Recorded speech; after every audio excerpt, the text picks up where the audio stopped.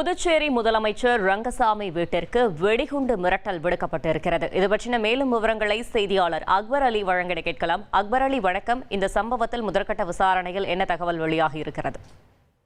வணக்கம். புதுச்சேரி முதலமைச்சர் ரங்கசாமி வீட்டிற்கு இரண்டாவது முறையாக வெடிகுண்டு மிரட்டல் விடுக்கப்பட்டது பரபரப்பை ஏற்படுத்தியுள்ளது. புதுச்சேரியில் கடந்த சில வாரங்களாகவே ஆளுநர் மாளிகை, மாவட்ட ஆட்சியர் அலுவலகம், தீயணைப்புத்துறை, ஜிப்மர் மருத்துவமனை மற்றும் தனியார் நட்சத்திர விடுதிகள், உணவகங்களுக்கு தொடர் வெடிகுண்டு மிரட்டல் விடுக்கப்பட்டு வருகிறது. இதேபோல் கடந்த 19ஆம் தேதி முதலமைச்சர் ரங்கசாமி வீட்டிற்கு மின்னஞ்சல் மூலம் வெடிகுண்டு மிரட்டல் விடுக்கப்பட்டது. இந்நிலையில் அங்கு வந்த போலீசார் மற்றும் மோப்பநாய் கடந்த 2 மணி நேரமாக சோதனை நடத்திய பிறகு அது புரளி என தெரிய வந்தது. இந்நிலையில் புதுச்சேரி முதலமைச்சர் ரங்கசாமி வீட்டிற்கு மீண்டும் இரண்டாவது முறையாக வெடிகுண்டு மிரட்டல் வந்துள்ளது. இமெயில் மூலம் தகவல் வந்ததை தொடர்ந்து முதலமைச்சரின் பாதுகாவல் அதிகாரிகள் இது குறித்து தன்வந்திரி நிலைய காவல்துறையினருக்கு தகவல் தெரிவித்தனர். தகவலின் பேரில் முதலமைச்சர் இல்லத்திற்கு வந்த தன்வந்திரி நகர் காவல்துறையினர், மோப்பநாய் மற்றும் வெடிகுண்டு நிபுணர்கள் உதவியுடன் வீடு முழுவதும் தீவிர சோதனையில் ஈடுபட்டு வருகின்றனர்.